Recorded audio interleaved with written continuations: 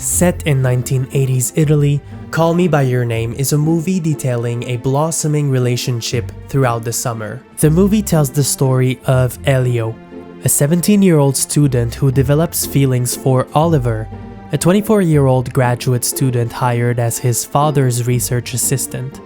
In this video, we'll analyze the characters and the themes of this movie and question whether the relationship between Elio and Oliver is appropriate. Make sure to give this video a like, it really helps with the algorithm so more people can join our conversation. Thank you. The story begins with Elio, a teenage boy who spends the summer with his family in Italy. They're impatiently waiting for the arrival of Oliver, a graduate student hired by his father, who's a professor.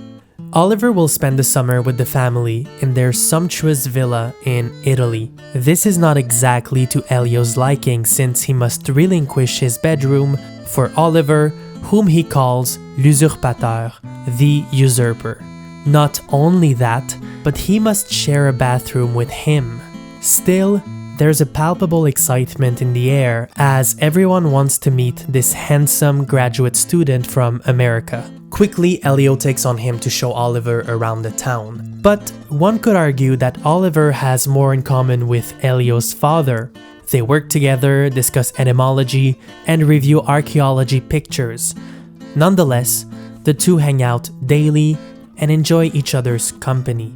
Early in the movie, it's clear that Elio and Oliver are not at the same stage in life. Elio is still dependent on his parents. His mom reads him stories at night. They live in symbiosis. Oliver displays the confidence of a young man. For instance, we see him enter a bar and chat with older men as Elio looks from afar. At times, Oliver can appear entitled and even arrogant. Elio thinks it's rude when Oliver says later. This example demonstrates the cultural differences between the two. Oliver is American and Elio is European, despite both being Jewish. It doesn't take long before Oliver starts flirting with Elio. He's a little touchy, and even if Elio has a crush on Oliver, there's a sense of unease at the beginning. For instance, in this scene, Oliver touches Elio, who seems a little uncomfortable or at least inexperienced.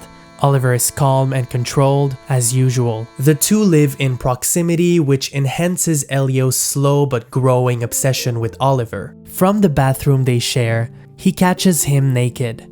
He even goes as far as smelling Oliver's bathing suit when he's away. There are signs of a form of sexual awakening for Elio. It's all quite juvenile. On the other hand, Oliver's experience is on full display. He's emancipated. Elio also experiences romance and sexual experiences with a girl. Here again, his lack of experience is evident. But really, Elio is growing more and more enamored with Oliver. And this slow burn eventually comes to a climax when the two kiss. But Oliver rejects Elio's advances to take it further. For now. The tension between the two continue to grow during the summer. When Elio has a nosebleed, Oliver follows him inside, massages and kisses his feet, while Elio caresses his neck and chest. Eventually, Oliver leaves Elio a note that reads, "Grow up, I'll see you at midnight." This note shows that Oliver is aware of the imbalance in experience between him and Elio. At the table, Oliver asks Elio what time you've got, seemingly hinting at what's coming. And the wait seems agonizing for Elio. Throughout the day, he looks at his watch, even when he kisses his girl, even during their intercourse. In the evening, a gay couple who are friends with Elio's parents show up for dinner. Elio calls them Sonny and Cher, alluding to their flamboyant looks, and because of Cher's long-established ties to the gay community, even in the 80s. But his dad reprimands him, saying he's too old not to accept people for who they are. When the clock struck midnight, Elio met Oliver in his room. Oliver says, "I'm glad you came." Elio tells him he's nervous. The two end up in bed and they have their first intercourse. The next day, Oliver tells Elio, "Do you know how happy I am we slept together?" By the end of the summer, their secret relationship grows stronger. They kiss and build proximity, but they both know how Oliver will not be here forever. He must return to the US. His mother seems to know what's happening and suggests Oliver and Elio spend a couple of days together in Bergamo before Oliver leaves. We'll cover that part of the movie when we discuss whether their relationship is appropriate. If you made it this far in the video, please consider subscribing to my channel. I cover many queer topics, mostly during Pride Month. You can watch last year's Pride playlist, which includes my Brokeback Mountain retrospective, and stay tuned for the next video, where we'll discuss pink flamingos. Let's assess whether Elio and Oliver's relationship is appropriate. First, we must address the age gap. Elio is 17 and Oliver is 24. That's a 7-year gap. A significant amount of maturing and self-discovery happens between 17 and 24.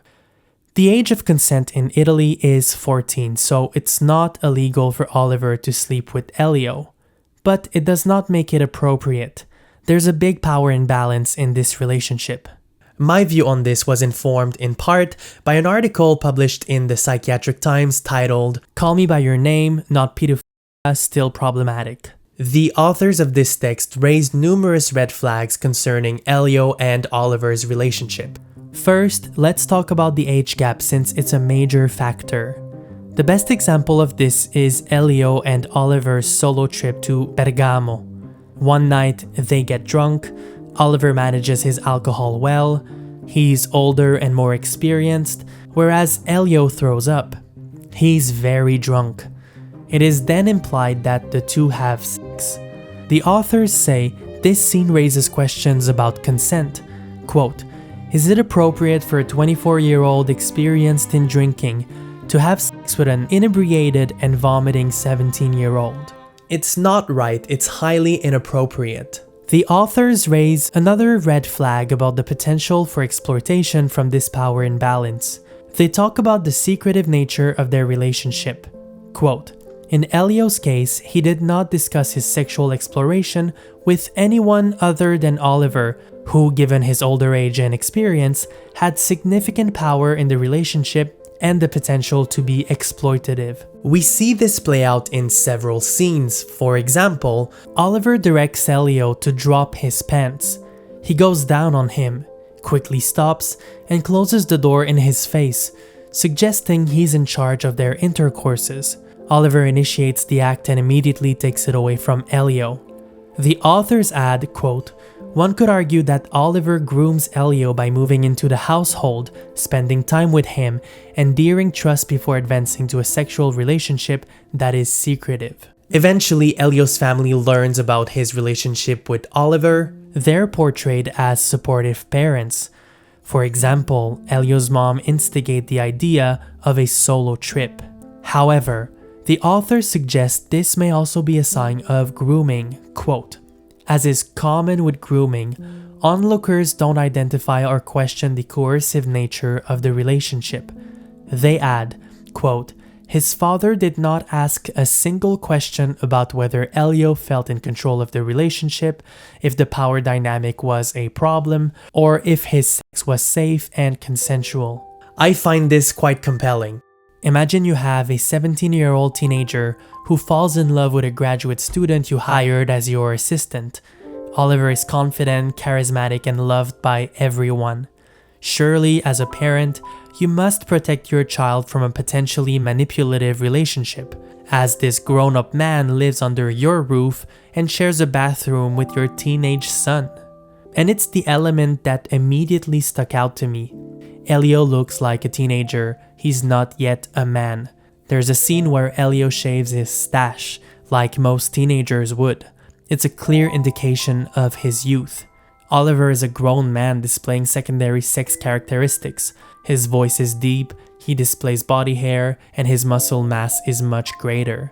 At times in this movie, Oliver uses his physical strength over Elio, emphasizing their power imbalance. but I'm curious to know what you think about this relationship and about the movie, so let me know in the comments below. If you want more content from me, click the top link for my Brokeback Mountain video and click the bottom link for more. Thank you.